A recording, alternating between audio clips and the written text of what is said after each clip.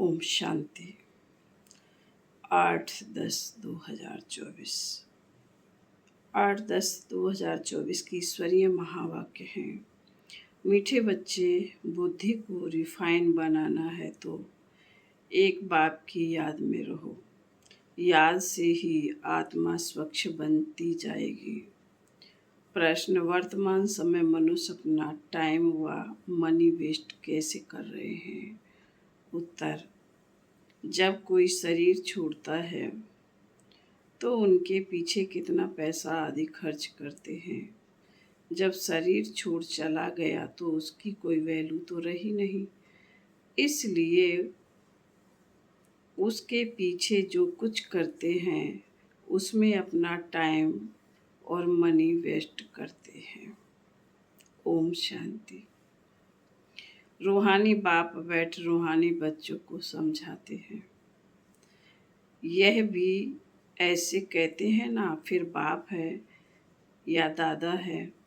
दादा भी कहेंगे, रूहानी बाप तुम बच्चों को यह नॉलेज सुनाते हैं पास्ट प्रेजेंट फ्यूचर का। वास्तव में सतयुग से लेकर त्रेतांत तक क्या हुआ, यह है मुख्य बात। बाकी द्वापर कलयुग में कौन कौन आए, क्या हुआ, उनकी हिस्ट्री ज्योग्राफी तो बहुत है। सतयुग त्रेता की कोई हिस्ट्री ज्योग्राफी है नहीं। और तो सबकी हिस्ट्री ज्योग्राफी है। बाकी देवी देवताओं को लाखों वर्ष पहले ले गए हैं। यह है बेहद की बेसमझी। तुम भी बेहद की बेसमझी में थे, अभी थोड़ा थोड़ा समझ रहे हो। कोई तो अभी भी कुछ नहीं समझते। बहुत कुछ समझने का है। बाप ने आबू की महिमा पर समझाया है, इस पर ख्याल करना चाहिए। तुम्हारी बुद्धि में आना चाहिए तुम यहाँ बैठे हो। तुम्हारा यादगार दिलवाड़ा मंदिर कब बना है, कितने वर्ष बाद बना है? कहते हैं 1250 वर्ष हुए हैं, तो बाकी कितने वर्ष रहे? 3750 वर्ष रहे, तो उन्होंने भी अभी का यादगार और बैकुंठ का यादगार बनाया है। मंदिरों की भी कंपटीशन होती है ना, एक दो से अच्छा बनाएंगे।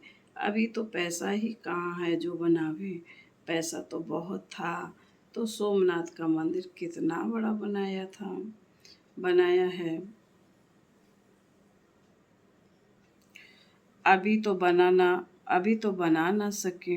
भला आगरे आदि में बनाते रहते हैं, परंतु वह सब है फालतू।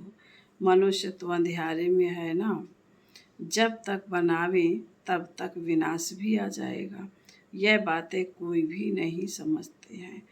तोड़ते और बनाते रहते हैं, पैसे मुफ्त में आते रहते हैं, सब वेस्ट होता रहता है। Waste of time, waste of money, waste of energy. कोई मरता है तो कितना टाइम गवाते हैं, हम कुछ भी नहीं करते हैं। आत्मा तो चली गई, बाकी खाल क्या काम की है? सर्प खाल छोड़ देता है, उनकी कोई वैल्यू है क्या? कुछ भी नहीं। भक्ति मार्ग में खाल की वैल्यू है। जड़ चित्र की कितनी पूजा करते हैं, परंतु यह कब आए कैसे आए कुछ भी पता नहीं है। इनको कहा जाता है भूत पूजा। बाप, इसको कहा जाता है भूत पूजा। 5 तत्वों की पूजा करते हैं। समझो ये लक्ष्मी नारायण स्वर्ग में राज्य करते थे। अच्छा, 150 वर्ष आयु पूरी हुई, शरीर छोड़ दिया, बस। शरीर तो कोई काम का ना रहा। उनकी वहाँ क्या वैल्यू होगी? आत्मा चली गई, शरीर चंडाल के हाथ में दे दिया, वह रस्म रिवाज अनुसार जला देंगे। ऐसे नहीं उनकी मिट्टी लेकर उड़ाएंगे नाम करने के लिए, कुछ भी नहीं। यहाँ तो कितना करते हैं, ब्राह्मण खिलाते हैं, ये करते हैं। वहाँ यह कुछ होता नहीं। खाल तो कोई काम की नहीं रही। खाल को जला देते हैं, बाकी चित्र रहते हैं। सो भी एक्यूरेट चित्र मिल ना सके। यह आदि देव की पत्थर की मूर्तियां एक्यूरेट थोड़े ही हैं। पूजा पूजा जब शुरू की है तब के पत्थर की है। असुल तो जो था वह जो जलकर खत्म हो गया ना, फिर भक्ति मार्ग में यह निकला है। इन बातों पर भी सोच तो चलता है ना। आबू की महिमा को अच्छी रीति सिद्ध करना है। तुम भी यहाँ बैठे हो, यहाँ ही बाप सारे विश्व को नर्क से स्वर्ग बना रहे हैं, तो यही सबसे ऊंच तीर्थ ठहरा। अभी इतनी भावना नहीं है, सिर्फ एक शिव में भावना है। कहाँ भी जाओ शिव का मंदिर जरूर होगा। अमरनाथ में भी शिव का ही है, कहते हैं शंकर ने पार्वती को कथा सुनाई। वहां तो कथा की बात ही नहीं, मनुष्यों को कुछ भी समझ नहीं है। अभी तुमको समझ आई है, आगे पता था क्या? अभी बाबा आबू की कितनी महिमा करते हैं। सब तीर्थों में यह महान तीर्थ है। बाबा समझाते तो बहुत है, परंतु जबकि अनन्य बच्चों की बुद्धि में बैठे। अभी तो देह अभिमान बहुत है, ज्ञान तो बहुत ढेर चाहिए, रिफाइनेस बहुत आनी है। अभी तो योग बड़ा मुश्किल कोई का लगता है। योग के साथ फिर नॉलेज भी चाहिए। ऐसे नहीं सिर्फ योग में रहना है, योग में नॉलेज जरूर चाहिए। दिल्ली में ज्ञान विज्ञान भवन नाम रखा है, परंतु इनका अर्थ क्या है यह समझते थोड़े ही हैं। ज्ञान विज्ञान तो सेकंड का है। शांति धाम सुख धाम, परंतु मनुष्यों में जरा, बाबा ने कहा शांति धाम और सुख धाम, परंतु मनुष्यों में जरा भी बुद्धि नहीं है, अर्थ थोड़े ही समझते हैं। चिन्मयानंद आदि कितने बड़े बड़े सन्यासी आदि हैं, गीता सुनाते हैं, कितने उन्हों के ढेर फॉलोअर्स हैं। सबसे बड़ा जगत का गुरु तो एक ही बाप है। बाप और टीचर से बड़ा गुरु होता है। बाप और टीचर से बड़ा गुरु होता है। स्त्री कभी दूसरा पति नहीं करेगी, तो गुरु भी दूसरा नहीं करना चाहिए। एक गुरु किया है, उनकी ही सदगति करनी है, उनको ही सदगति करनी है। बाबन का एक गुरु किया है, उनको ही सदगति करनी, फिर और गुरु क्यों? सतगुरु तो एक ही बेहद का बाप है, सबकी सदगति करने वाला। परंतु इन बातों को बहुत हैं जो बिल्कुल समझते नहीं। बाप ने समझाया है यह राजधानी स्थापन हो रही है, तो नंबरवार होंगे ना, कोई तो रिंचक भी समझ नहीं सकते। ड्रामा में पार्ट ऐसा है। टीचर तो समझ सकते हैं, जिस शरीर द्वारा समझाते हैं उनको भी तो मालूम पड़ता होगा। यह तो गुड़ जाने गुड़ की गोथड़ी जाने। शिव बाबा को कहा जाता है, वह सबकी अवस्था को जानते हैं। हर एक की पढ़ाई से समझ सकते हैं कौन कैसे पढ़ते हैं, कितनी अच्छी सर्विस करते हैं, कितना बाबा की सर्विस में जीवन सफल करते हैं। ऐसे नहीं इस ब्रह्मा ने घर बार छोड़ा, इसलिए लक्ष्मी नारायण बनते हैं। मेहनत करते हैं ना, यह नॉलेज बहुत ऊंची है। कोई अगर बाप की अवज्ञा करते हैं तो एकदम पत्थर बन पड़ते हैं। बाबा ने समझाया, यह इंद्र सभा है। शिव बाबा ज्ञान वर्षा करते हैं, उनकी अवज्ञा की तो शास्त्रों में लिखा हुआ है पत्थर बुद्धि हो गए। इसलिए बाबा सबको लिखते रहते हैं, साथ में संभाल से कोई को ले आओ। ऐसे नहीं भिखारी पवित्र यहाँ आकर बैठे, नहीं, नहीं तो फिर ले आने वाली ब्राह्मणी पर दोष पड़ जाता है। ऐसे कोई को ले नहीं आना है, बड़ी रिस्पॉन्सिबिलिटी है। बहुत ऊंच ते ऊंच बाप है, तुमको विश्व की बादशाही देते हैं तो उनका कितना रिगार्ड रखना चाहिए। बहुतों को मित्र संबंधी आदि याद पड़ते हैं, बाप की याद है नहीं। अंदर ही गुटखा खाते रहते हैं। बाप समझाते हैं यह है आसुरी दुनिया, अभी देवी दुनिया बनती है। हमारी एम ऑब्जेक्ट यह है, यह लक्ष्मी नारायण बनना है। जो भी चित्र हैं सबकी बायोग्राफी को तुम जानते हो। मनुष्य को समझाने के लिए कितनी मेहनत की जाती है। तुम भी समझते होंगे यह कुछ अच्छा बुद्धिमान है, यह तो कुछ नहीं समझते हैं। तुम बच्चों में जिसने जितना ज्ञान उठाया है उस अनुसार ही सर्विस कर रहे हो। मुख्य बात ही गीता के भगवान की है। सूर्यवंशी देवी देवताओं का यह एक ही शास्त्र है, अलग अलग नहीं है। ब्राह्मणों का भी अलग नहीं है। यह बड़ी समझने की बातें हैं। यह ज्ञान मार्ग में भी चलते चलते अगर विकार में गिर पड़े तो ज्ञान बह जाएगा। बहुत अच्छे अच्छे जाकर विकारी बने तो पत्थर बुद्धि बन गए। इसमें बड़ी समझ चाहिए। बाप जो समझाते हैं उनको उगारना चाहिए। यहाँ तो तुमको बहुत सहज है, कोई लौकिक कार्य व्यवहार हंगामा आदि नहीं। बाहर में रहने से धंधा आदि की कितनी चिंता रहती है।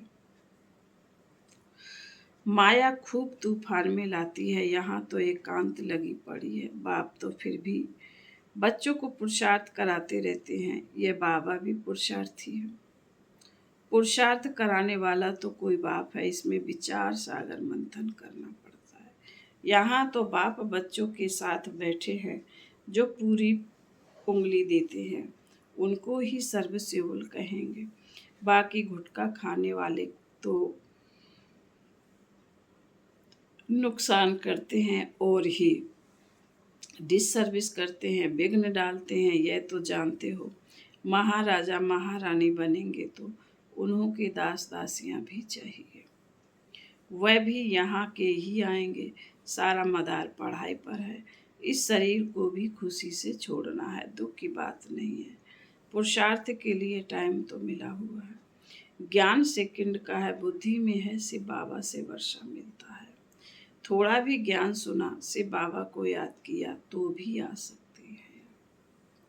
प्रजा तो बहुत बनने की है। हमारी राजधानी सूर्यवंशी चंद्रवंशी यहाँ स्थापन हो रही है। बाप का बनकर अगर गिलानी करते हैं तो बहुत बोझा चढ़ता है। एकदम जैसे रसातल में चले जाते हैं। बाबा ने समझाया है, जो अपनी पूजा बैठ कर आते हैं वह पूज्य कैसे कहला सकते हैं। सर्व का सदगति दाता कल्याण करने वाला तो एक ही बाप है। मनुष्य तो शांति का भी अर्थ नहीं समझते। हठ योग से प्राणायाम आदि चढ़ाना उनको ही शांति समझते हैं। उसमें भी बहुत मेहनत लगती है। कोई भी ब्रेन खराब हो जाती है, प्राप्ति कुछ भी नहीं। वह है अल्पकाल की शांति। जैसे सुख को अल्पकाल कागविष्टा समान कहते हैं, वैसे वह शांति भी कागविष्टा समान है। वह है ही अल्पकाल के लिए। बाप तो 21 जन्मों के लिए तुमको सुख शांति दोनों देते हैं। कोई तो शांति धाम में पिछाड़ी तक रहेंगे, जिनका पार्ट है वह इतना सुख थोड़े ही देख सकेंगे। वहां भी नंबरवार मर्तबे होंगे। भल दास दासियां होंगे, परंतु अंदर थोड़े ही घुस सकेंगे। श्री कृष्ण को भी ना देख सकें। सबके अलग अलग महल होंगे ना, कोई टाइम होगा देखने का। जैसे देखो पोप आता है तो उनका दर्शन करने के लिए कितने लोग जाते हैं। ऐसे बहुत निकलेंगे जिनका बहुत प्रभाव होगा, लाखों मनुष्य जैसे दर्शन के लिए। यहाँ शिव बाबा का दर्शन कैसे होगा, ये तो समझने की बात है। अब दुनिया को कैसे पता पड़े कि यह सबसे ऊंच तीर्थ है दिलवाड़ा जैसे मंदिर शायद आस पास और भी हो, वह भी जाकर देखना चाहिए कैसा बना हुआ है। उनको ज्ञान देने की भी दरकार नहीं, वह फिर तुमको ज्ञान देने लग जाएंगे। राय देते हैं ना, यह करना चाहिए, यह करना चाहिए। यह तो जानते नहीं कि इनको पढ़ाने वाला कौन है। एक एक को समझाने में मेहनत लगती है। उन पर कहानियां भी कहते थे शेर आया शेर आया। तुम भी कहते हो मौत आया कि आया, तो वह विश्वास नहीं करते। समझते हैं अभी तो 40,000 वर्ष पड़े हैं। मौत कहाँ से आया, परंतु मौत आना तो जरूर है, सबको ले जाएंगे।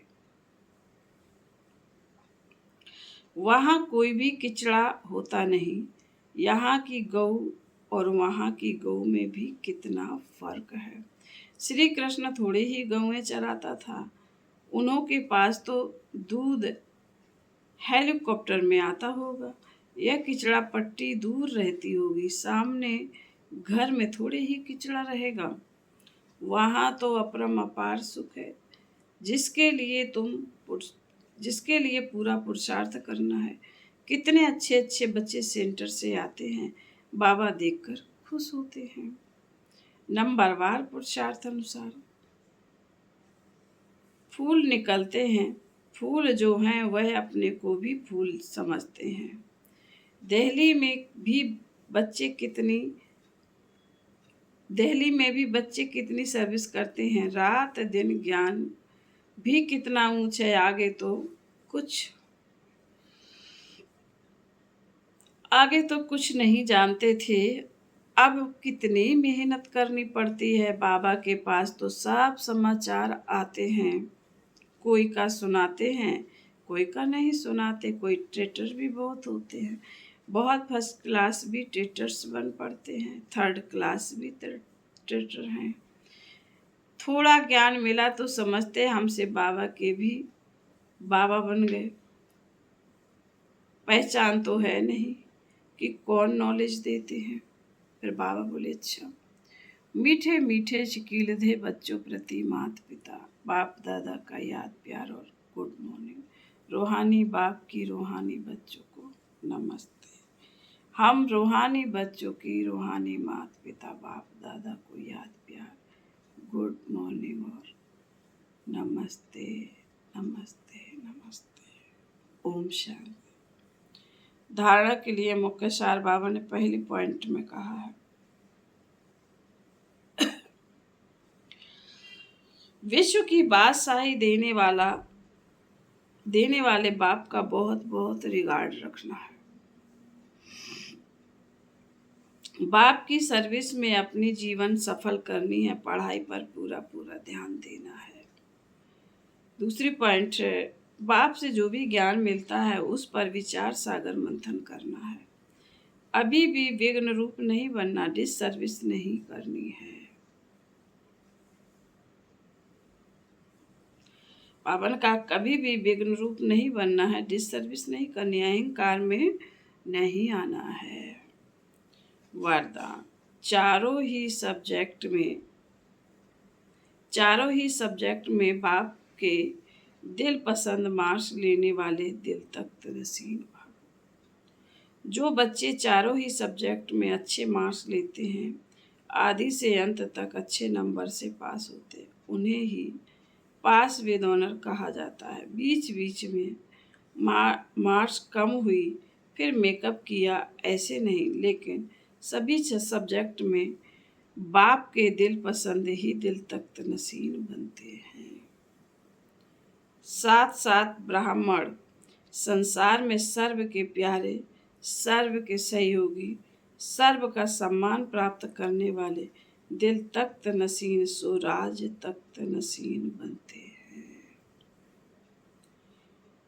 आज बाबा ने स्लोगन में कहा है, दिल रुबा वह है जिसके दिल में सदा यही अनध गीत बजता रहे कि मैं बाप की बाप मेरा। दिल रुबा वह है जिसके दिल में सदा यही अनध गीत बजता रहे कि मैं बाप की बाप मेरा। अच्छा, ओम शांति।